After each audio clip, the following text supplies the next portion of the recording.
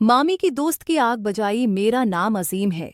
मेरी उम्र 17 साल है। मैं लाहौर में रहता हूँ। मैं अपने मामू के पास रहने के लिए कराची चला गया। मेरे मामू की फैमिली टोटल 4 अफराद पर मुश्तमिल है। मेरे मामू और मामी और उनकी एक बेटी और एक बेटा है। मेरे मामू एक फैक्ट्री मुलाजिम है और उनकी मिंजर की जॉब है। मामू के पास गाड़ी और पैसे सब कुछ है। मामू का घराना काफ़ी खाता पीता है और उन्हें किसी भी चीज़ की कमी नहीं थी। मामू मामी से बहुत प्यार करते थे और काफ़ी दफ़ा मैंने मामू और मामी को एक दूसरी के साथ करते हुए देखा था। उनका घराना काफ़ी खुला सा था और हमें कोई भी रोक नहीं थी, क्योंकि मेरे मामू और मामी खुले जहन के मालिक थे और वो दुन को भी एक दूसरी के साथ साथ काम कर लिया करते थे। मैंने कई दफ़ा मामी और मामू को देखा था और अभी मामू और मामी को देख देख कर ही मैं खराब होने लगा था। एक दिन छुट्टी का दिन था। हतवार के दिन हम सब बहन भाई भी घर में ही अकेले थे। मामू को भी फैक्ट्री से छुट्टी थी, वो भी घर पर ही थे। पर मैं खेलने चला गया और उनकी छोटी बेटी सो रही थी। उनकी छोटी बेटी का नाम तबसम है और उसकी उम्र तकरीबन 10 साल है। मामू और मामी घर में अकेले थे।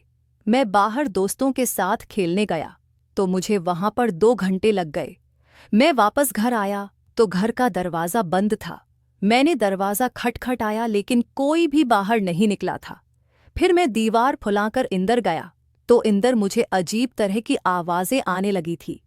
मैं समझ गया था कि मामू और मामी अपने काम में मसरूफ़ हैं, लेकिन मेरा दिल किया था कि मैं वो काम देखूं और फिर मुझे तजर्बा भी नहीं था कि वो काम किस तरह करते हैं। मैंने बाका सा पाँव दबाकर मामू के कमरे की तरह में किया और खिड़की पर जाकर देखने लगा।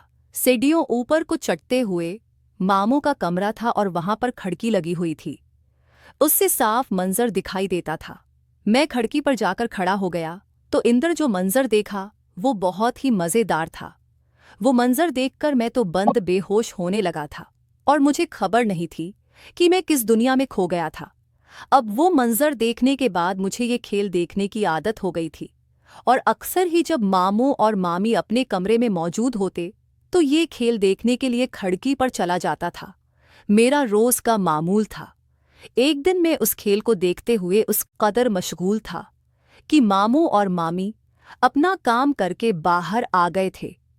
मामी जब बाहर आए तो मैं खिड़की के ऊपर ही खड़ा था।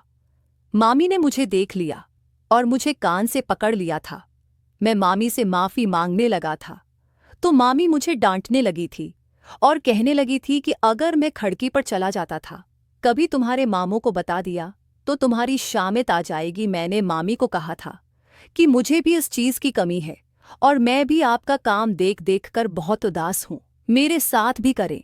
मामी मेरी इस बात पर हैरान हो गई थी और कहने लगी थी कि शर्म करो, मैं तुम्हारी मामी हूँ और मामी के साथ ऐसी बातें नहीं करते। मैं मुस्कराने लगा था और कहने लगा था मामी मैं तो मजाक कर रहा हूँ और मामू का रिश्ता अजीम होता है। लेकिन मामी कहने लगी अगर तुम कहते हो तो मैं तुम्हारे लिए किसी लड़की का बंदोबस्त करती हूँ। मेरी एक दोस्त है, वो शादीशुदा है और उसका खान बाहर होता है। अगर तुम चाहो तो उसके साथ ये काम कर सकते हो। मेरी तो खुशी की इंतहा न रही कि मामी ने मेरे लिए एक लड़की का बंदोबस्त कर लिया था, क्योंकि मैंने मामी से जो फरमाइश की थी वो काफ़ी हैरानकिन थी। मामी मुझे अपनी एक दोस्त के पास ले गई थी, वो भी हमारे मोहल्ले में ही रहती थी। मैं उसके पास गया तो मामी उसे कहने लगी ये मेरा बेटा है और ये बहुत खराब होने लगा है, उसे सदरने का मौका दो। वो मेरी तरफ देकर मुस्कुराने लगी थी, क्योंकि मैं 18 साल का नौजवान लड़का था और काफ़ी लड़कियां मेरे ऊपर मुड़ती थी, लेकिन मुझे वो तजर्बा नहीं था कि किस तरह करते हैं। इसलिए मामी मुझे अपनी इस दोस्त के पास छोड़कर चली गई थी और मैं वहां पर तकरीबन 2 घंटे रहा था। मामी की इस दोस्त ने मुझे सब कुछ सिखा दिया था और मुझे काफ़ी सुकून मिला था। अब मैं तो मामी की इस दोस्त का आशिक हो गया था और घर को छोड़कर वहां चला जाता था। सब मुंह में स्कूल जाता था और स्कूल से वापसी पर बेक घर फेंकता और मामी की इस दोस्त के पास चला जाता। मामी की वो दोस्त भी मेरा काफ़ी ख्याल रखती थी और मेरे लिए काफ़ी अच्छा खाना बनाती थी। मैं खाना खाकर उसके साथ वो काम करता और खुद को सुकून देने के बाद मैं घर आ जाता था। मामी मुझे उसके बारे में पूछती थी वॉइस मामी से कहता था कि मैं आपकी दोस्त को राजी रखता हूँ। मामी भी राजी रहने लगी थी और मामी मामू के साथ वो खेल खेलती थी। मैं मामी की दोस्त के साथ खेल खेलता था।